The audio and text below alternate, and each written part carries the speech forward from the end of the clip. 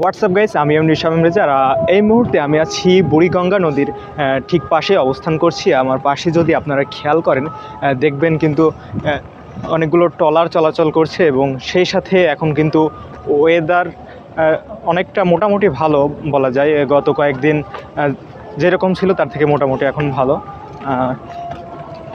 আর আমি যদি কিছু স্কাই ভিউ দেখাবো বুড়িগঙ্গার পাশে থেকে স্কাই ভিউ, সেটা কীরকম অবশ্যই জানাবেন।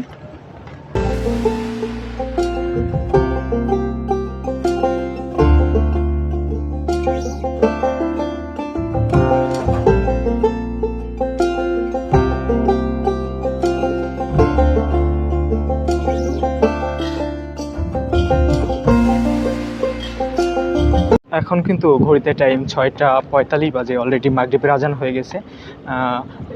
আমি অবস্থান করছি সেই ঠিক একই জায়গায়, বুড়িগঙ্গা যে নদী তার তীরে। এর পাশে কিন্তু একটি পুরো পাশ জুড়ে অনেকটি রাস্তা, আসলে এক ধরনের ব্রিজ বলতে পারেন, চিকন সরু রাস্তা। কোনো গাড়ি ঘোড়া চলাচলের উদ্দেশ্যে আসলে নয়। এর মূল উদ্দেশ্য মানুষের বিকেলবেলা এক ধরনের বিনোদন বলতে পারেন, বিনোদন, হাঁটা চলার জন্য, এক্সারসাইজ, এটার উদ্দেশ্যে আসলে তৈরি করা। জানি না কতদিন আগে তৈরি করা, এক্সাক্ট তথ্য আমার কাছে নেই। তবে এটা মানুষের কতটা উপকারে আসছে এটা দেখে আসলে বোঝা যায়। আসলে এই যে জায়গাটি আপনি আসলে দেখছেন, এটি আসলে একটি ছোট্ট নৌকার ঘাট। এখানে কিন্তু এপার থেকে ওপারে যাত্রী পারাপার করে থাকে মাত্র 5 টাকার বিনিময়ে।